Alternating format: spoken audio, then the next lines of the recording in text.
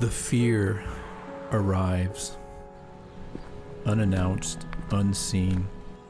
I know it's here. I feel the weight of the shadow it casts over me. Its servants, specters and apparitions that haunt my mind, anxiety, loneliness, depression, rage.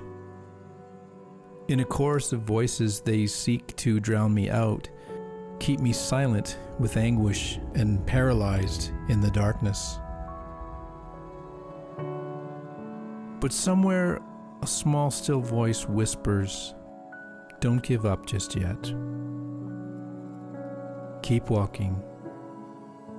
Lift your head up, and hope will show you the way."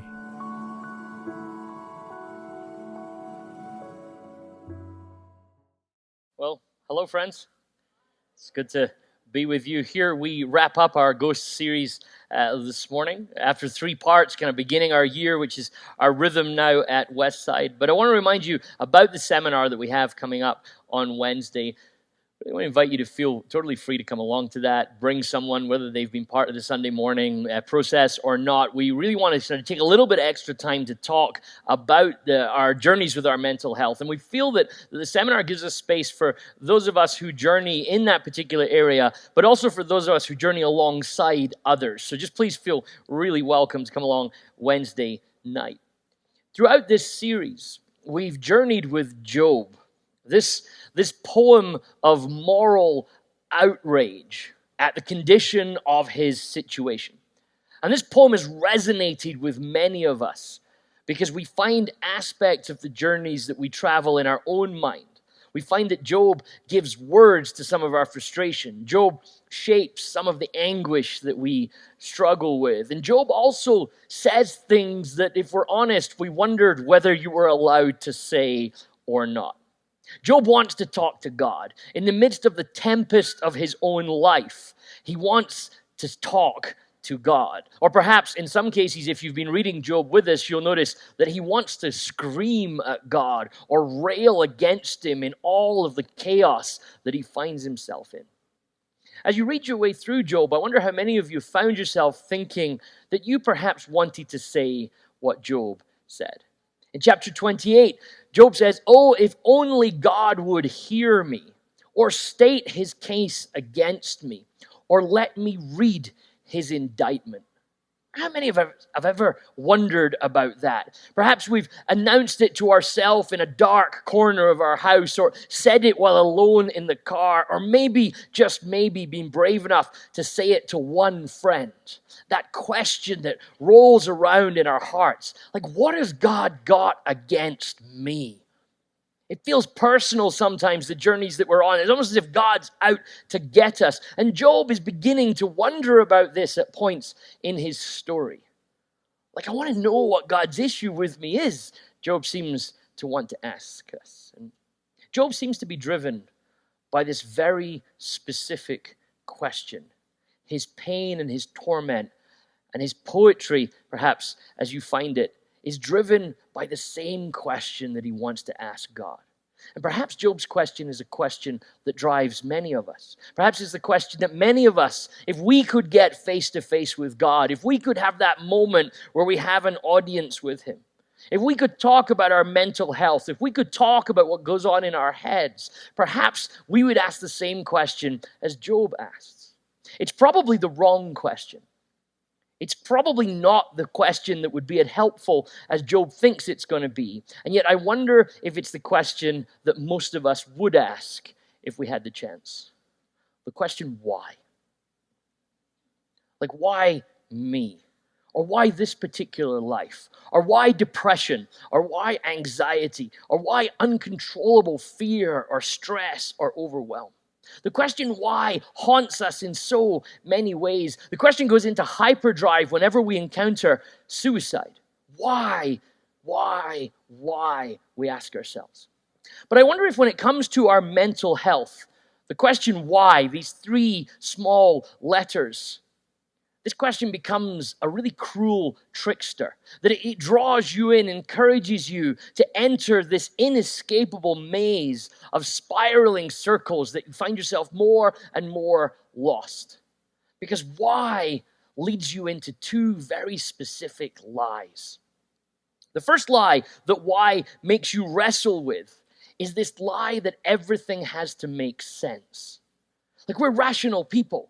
Like, we're logical people. We figure stuff out. It's what our history tells us, that humans figure stuff out.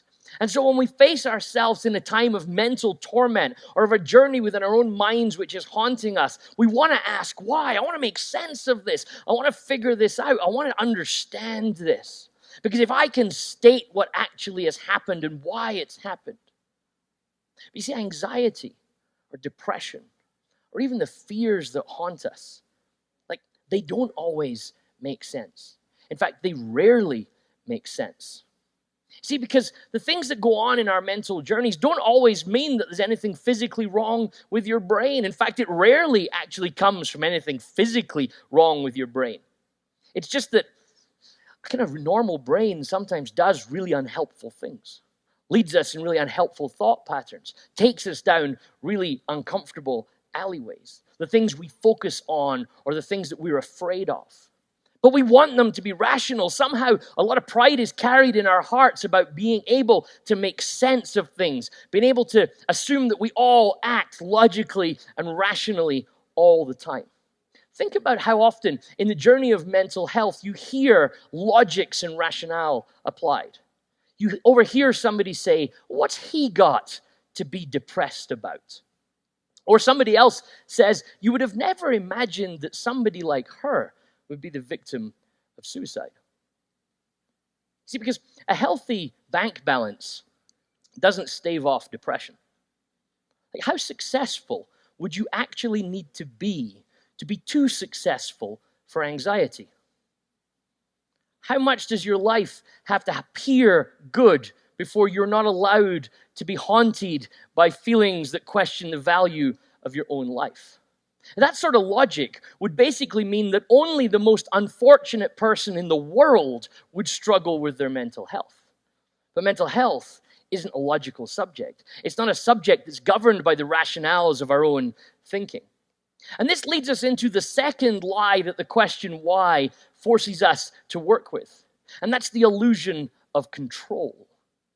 Because we want to be in control. We want to be able to hold anything together. Somehow we find ourselves thinking that everything we do has to be rational and everything we do has to be in and under our own authority. But Job's conversation with God, if you can call it a conversation, I don't know if you notice in the text that when God starts talking, Job doesn't say very much after that. And God comes to Job and he basically picks up this question of control. He picks up this question of whether or not things make sense the way Job assumes that they should make sense. And God, face to face with Job, asks him this series of deeply obtuse and awkward questions. Like, where is snow stored in summer? And who looks after wild donkeys? And of course, you remember the key question in the midst of all of God's theology with Job. Why is an ostrich faster than a horse and stupider than a rock? And these questions that God brings to Job are unanswerable questions. Job's just about smart enough to realize that. The point of these questions that God faces to him is not whether Job can say yes or no, but so that Job can realize something about the life that he finds himself in. And Job gets this. In chapter 40, Job says, "I am speechless. What can I answer? I put my hand on my mouth. I have said too much already. Now I will speak no more." And I want to say, and I'm aware of the deep irony of what I'm about to say, doing what it is that I do and doing what it is that we're doing right now. But I want to say that we need to practice speaking less.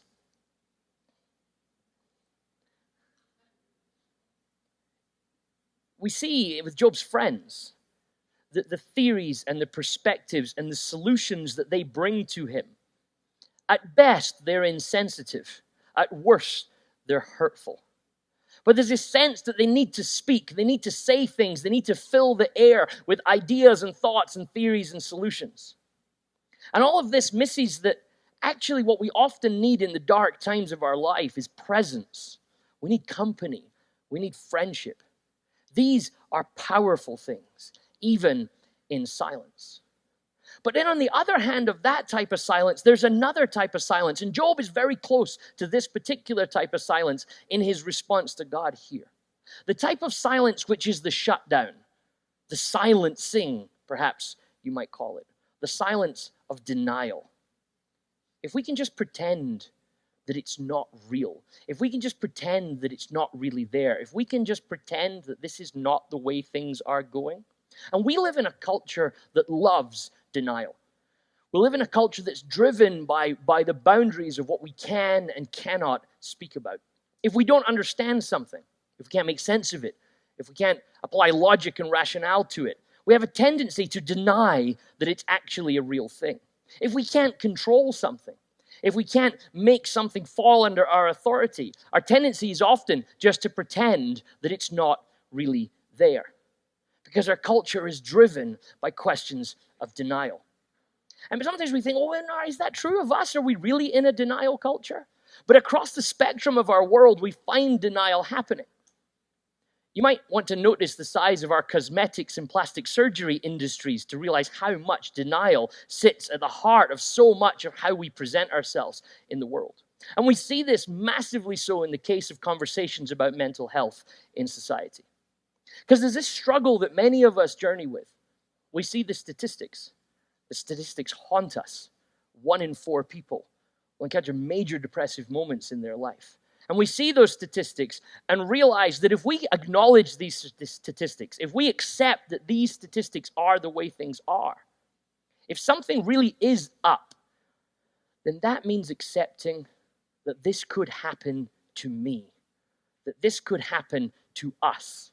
And it's much easier to live in a place of denial. It's much easier to say that the depressed person is just lazy or the suicidal person is just selfish. Because denial then creates boundary lines, and boundary lines that we often choose to live in because it's easier, it's less haunting, and we can kind of just get on with our lives just the way they are. And see, so denial comes in and it creates these boundary lines of what we can and cannot talk about, or what we will and will not talk about. It's not as if somebody writes them out in a rule book one day. There's not a big book of Western rules on what you can and can't talk about, but we just intuitively know what those boundaries are. Have you ever been in a situation where you've said, or somebody else has said, hey, is it okay to have said that? Is it okay that I talk about this? And whenever you hear somebody ask that question, is it okay that I talk about this? What you realize is intuitively this person realizes I'm probably at the boundary or beyond the boundary of what's acceptable in our culture of denial. How we behave versus how we feel is governed by these boundaries of denial that we live within. We say we're fine. We say that everything's okay. But underneath the surface, there's a whole host of questions and ideas and thoughts and things moving around and churning away that we can't see, but are often prevented from being talked about because society assumes that we just need to always say, I'm fine. Now listen, hear me well. I'm not encouraging you down some line wherein you have to answer the question, how are you, honestly in every situation, okay? Now, it's rare that we move this space about honest and non-honest answers, but if somebody comes to you and says, how are you? And you say, I'm really down at the moment. I'm struggling with some deep darkness that is making it hard for me to get up in the morning. And they say, but could you sign for your package? Like, that's going to get awkward for you real fast. You're going to become that person that everybody sneaks by the door of your office. We're not talking about that.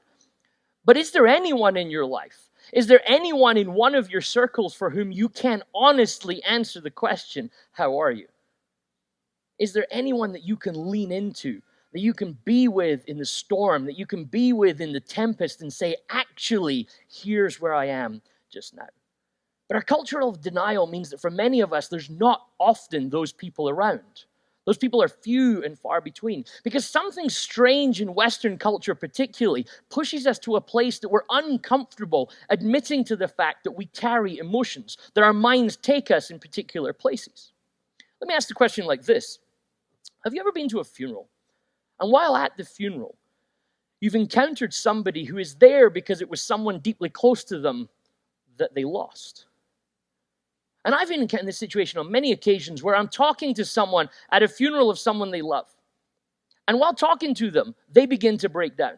Tears begin to roll down their cheeks. And I notice this constant thing that happens, and perhaps you've noticed this too. That person apologizes. I'm sorry. I'm just really struggling to cope with this. And somewhere in the psyche of our society, we've kind of lived in this idea that at moments of complete darkness and moments of loss and moments of pain, we're supposed to know how to handle ourselves. We're supposed to be able to have it all together. I mean, you're at a funeral of somebody who's lost someone. You're standing beside them, and they feel the need to apologize to you about how their emotional state currently is. Like, what sort of society do we live in that that's the case? What sort of world do we live in?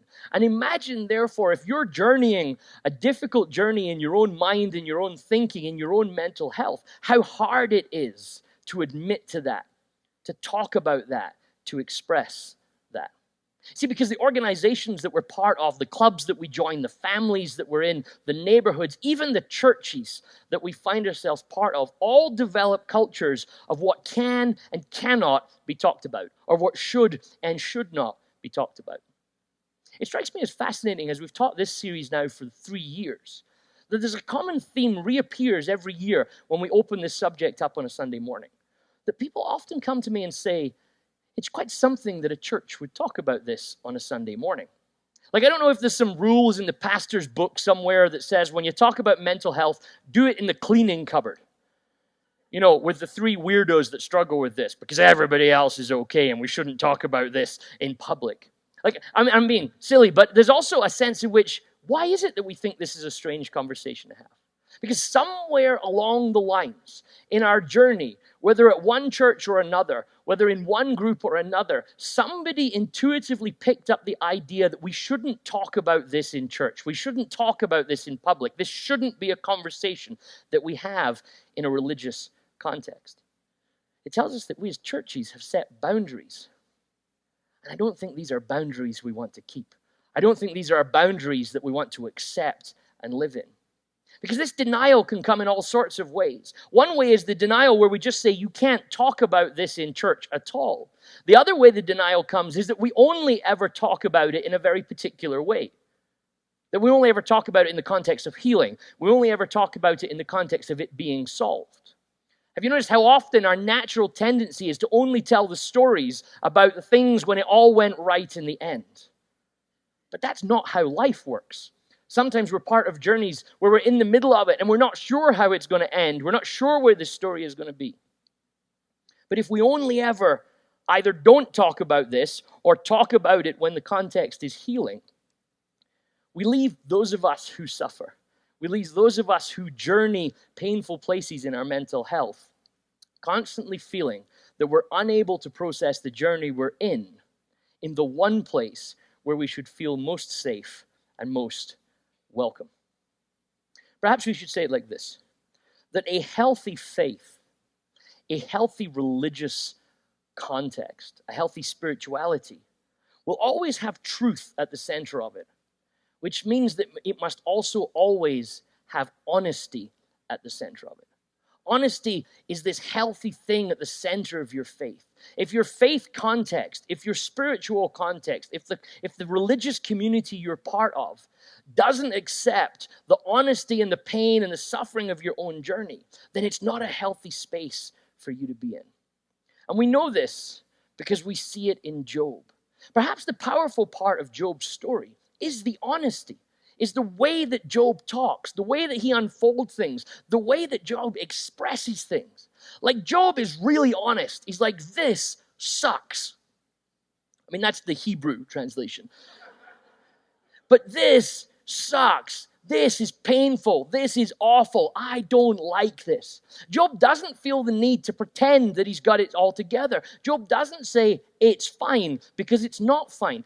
Job doesn't say I'm really happy when he's not really happy. Job doesn't seem to ever put on Sunday morning face, where we wander in carrying all of this excruciating agony and pretend that everything's just great and we are super happy. Job laments. And lament has a place because suffering has a place. Suffering has a place in our world. So the ability to think about that, to be pained by that, to express that suffering. We can't live at the top of a mountain all the time. We can't live in these easy spaces where everything's great. The psalmist tells us that actually it's in the valleys that God may lead us. It's in the dark spaces that God comes through to us. Because the pain is real. The challenges of our mental health are real. And all the hurt that we carry because of this is in us. And hurt has to find its way out. Like we often try to keep all of the hurt bottled in. We turn up at the funerals and we don't cry because we don't want to let it out. Often because we're scared about what will happen if we let that out. But hurt leaks out. It finds its way to get out. It comes out in different forms, in our anxieties, in our depressions, in our fears, in our terrors. Hurt finds a way out. And so to lament is the Bible showing us that it's okay to hurt. It's okay to not be okay. It's okay to be in pain. It's okay to suffer. We don't necessarily like it. It doesn't ever get easy for us suffering. It's not as if we could just accept it. Well, that's the way the world is, so let's all be happy with that. That's not the Bible's response to the ever-present threat of suffering. The Bible's response seems to be that it's okay to express yourself in that. It's okay to pour out your heart in that. The book of Job tells us that those things that are going on in your heart, you can say them to God because it gives us lament. Kathleen O'Connor, in her book on lamentation in the Bible, says this: lament names what is wrong, what is out of order in God's world, what keeps human beings from thriving in all their creative potential. Simple acts of lament expose these conditions, name them, and open them to grief and anger to make them visible for remedy. It's not clear how we'll get better. It's not clear how we'll find wholeness in every situation. But one thing the Bible seems to lean into is that you won't find it by pretending it's not there. You won't find it by pretending you're okay when you're not okay. Because the Bible never calls us to ignore suffering or simply to focus on preventing suffering. The call of Scripture throughout the Old Testament into the New Testament, we see it amazingly portrayed in Jesus on his cross, is that suffering is something that we join with, talk about, and expose. And when we join the Bible in a story of lament, we're repeating this constant refrain that it's okay to not be okay. And have you noticed this strange thing about suffering? Suffering has mass levels of mystery to it. There's huge things go on in suffering that we can't make sense of. But have you noticed how honesty in suffering bonds us together? Have you ever been in a conversation with somebody and they open up about a little bit of their pain and you know something of that pain because perhaps you've journeyed that pain yourself? And it seems to bond us together. I've opened up this conversation over the last few years on Sunday mornings, and people email me after these Sunday morning conversations. And sometimes people will say nice things, but more commonly what happens is people email me and then they begin to open up on their own story. There's something about somebody says their journey, and we want to share a little bit of our story because somehow it binds us together. But it's not simply solidarity. It's not simply, oh yeah, you and me, we're in the same place. It's way more complex than that. Have you noticed, if I was to say, hey, our next teaching series at Westside is going to be on, owning a Subaru. Like, you're not going to, all you Subaru owners out there are not going to start emailing me going, like, I'm with you. Perhaps if it was like on Land Rovers, there would be a suffering element to that.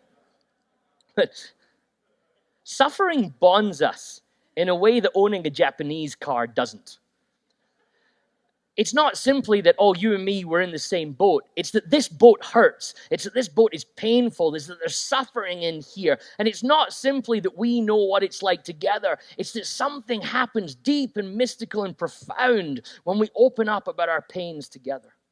Because remember, it's the honesty, it's the rawness, it's the lament, it's the suffering that brings Job face to face with God in the whirlwind. God meets Job when his life hasn't turned out the way he expected it. God meets Job when everything's painful, not when it's good. God meets Job when it's out of control and the tempest has taken over. When all of the cliched answers of his friends fall away. When the quick fixes of their solutions and ideas are proved to be empty. In the deepest and darkest moments, that's where Job meets God. His friends tried to beat him into submission. Accept what we think is going on. Take our ideas, apply our ideas. Come on, Job, just accept that you're in a mess and that everything's bad and you're lying to us. But then Job encounters God, and you notice that God doesn't, and read the text carefully at this point, God doesn't beat Job into submission. Job steps into a place of surrender. Job isn't beaten by God. He isn't oppressed by God.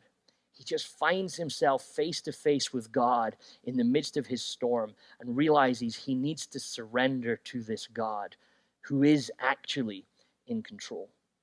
In chapter 42, the last thing we hear from Job in the text, he says, I had heard of you with my ears, but now my eyes have seen you.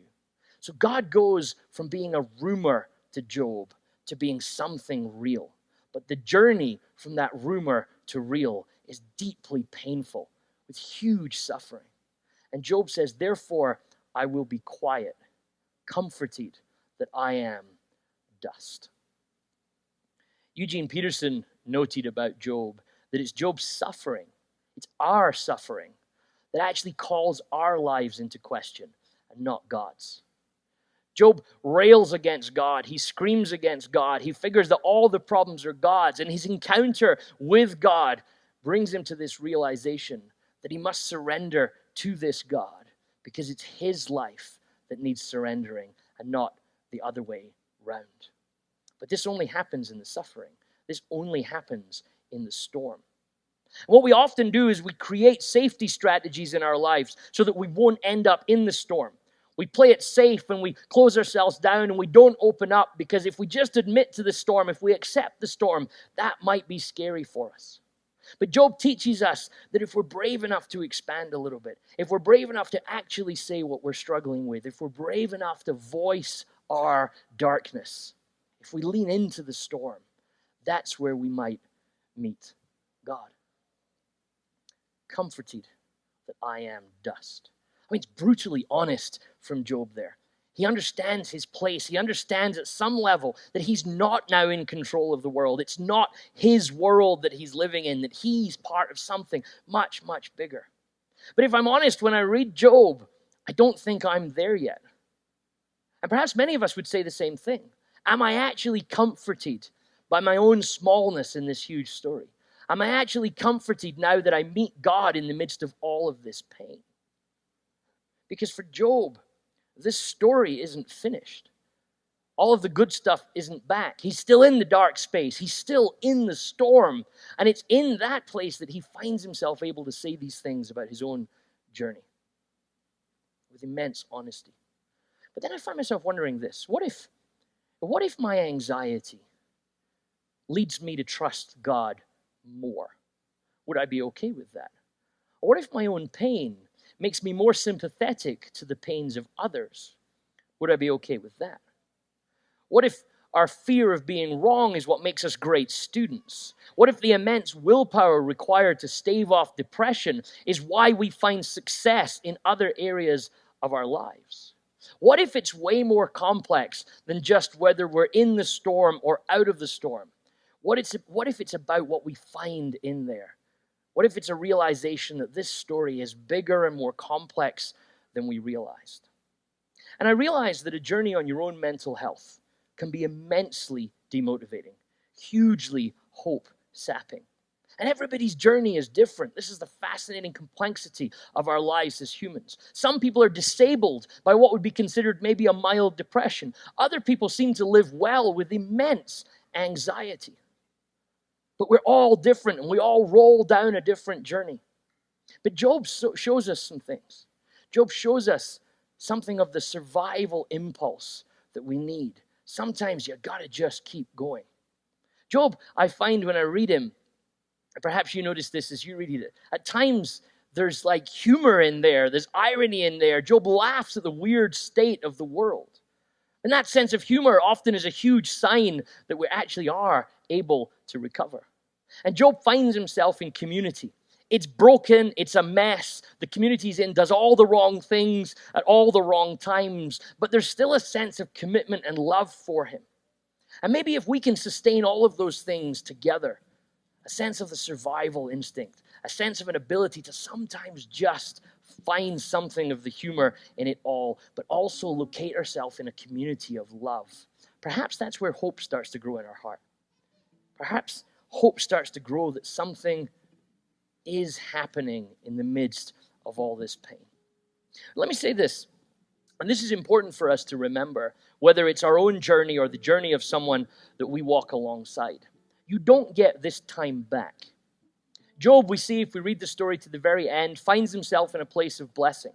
But the loss still happened. The pain was still there. The devastation was still true. You don't get this time back. It doesn't get added on at the end of your life. So let me say this. Don't wish your life away. Don't wish that you were out of the storm. Don't wish that all this was over, because you might end up wishing away the journey that God wants to take you on. Job's advised by all those people around him, just curse God and die. Get this over with. But he hangs on. He holds tight. And he finds himself face to face with God in the midst of that tempest. So hold on to your time. Find comfort and hope where you are. And this perhaps is the hope in the story of Job. It's not cliche. Job doesn't come to us and say, it'll all get better and then you'll be fine. Job says you will meet God in the tempest, where you are, and may you learn to find comfort in those unexpected places. And what if that's where we find wholeness? What if peace and shalom are found in the midst of the storm, rather than just simply after it? I want to invite you into a moment of communion now. This moment with bread and a cup, it draws us into a story of suffering.